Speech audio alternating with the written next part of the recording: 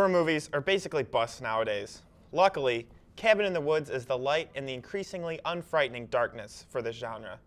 For the minds of Drew Goddard and Joss Whedon, this movie brings a fresh take to the genre by incorporating everything you might want.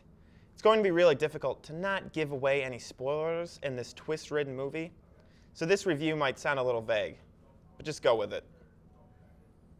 This movie is about a cabin in the woods. See, that's the title. And you should probably just stop there if you don't really want anything revealed. But if you must know, Cabin takes the standard cliches of the horror genre and turns them on their heads. The movie focuses on four 20-something college students who take an adventurous trip to a cabin in the woods. The area is filled with the quintessential rednecks and creepy artifacts of the cabin's previous owners. Obviously, it looks like these hotties are going to get killed in some kind of gruesome way. They are way too hot not to. But something is a little different in this horror movie. But what is it, you ask? You'll just have to see and find out. As you can guess, I love everything about this movie. The cast, from Bradley Whitford to Fran Kranz, is perfect. There isn't a casting mistake to be seen. I'm also enjoying the new wave of meta-esque horror movies. I'm thinking of ones like Tucker and Dale vs. Evil. These movies work because they poke fun at a genre that has been played to death. We all know that the typical horror movies can't really do anything new, so toying with the genre is the only way to make an interesting movie. Joss Whedon and Drew Goddard can really do no wrong. I'd go see just about anything they do, and Cabin is no exception. Blending comedy and horror seamlessly, Cabin in the Woods is worth the price of admission, if not 2 or 3. Yeah, I mean, it's really hard to say more about it without ruining the entire thing. Because it's like every time you want to say something, it's like, right, because like the twists even start in the first scene, but you want to go, because I went into it completely blind. Mm-hmm. I knew it was Joss Whedon, I knew it was a cabin in the woods, I knew there were teenagers, and it just did so many things that you don't see coming. Mm-hmm. But I think it's interesting because I went into it expecting it to be a very Evil Dead-esque movie. Okay. Kind of like go all out like that, and it went all out in a completely different way. Yeah.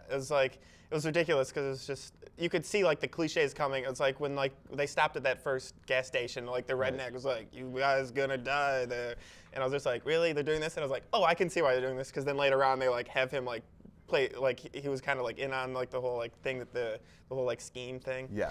But it was just funny because it was just seeing these like cliches like just laid out in front of you. Then it's like, oh, that's not exactly what you thought it was going to be. Right. Yeah. I mean, like you said, it was very meta. Like not only like playing with the cliches, but even if it went straight out with them, at least addressing that that's what they're doing, and that's why the cliches never felt bad because it was so self-aware, and at times it did twist around with them. Mm-hmm.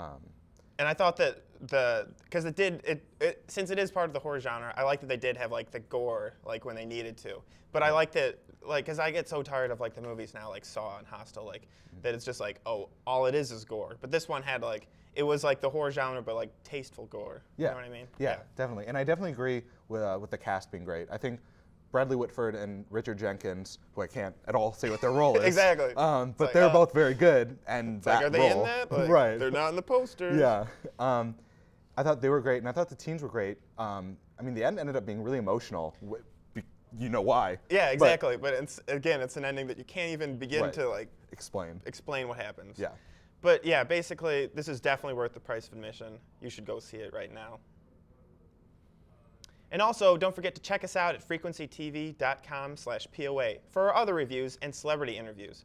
Follow us on Twitter or find us on Facebook, and don't forget to leave us feedback in the comments below and tell us if you think Cabin in the Woods was worth the price of admission.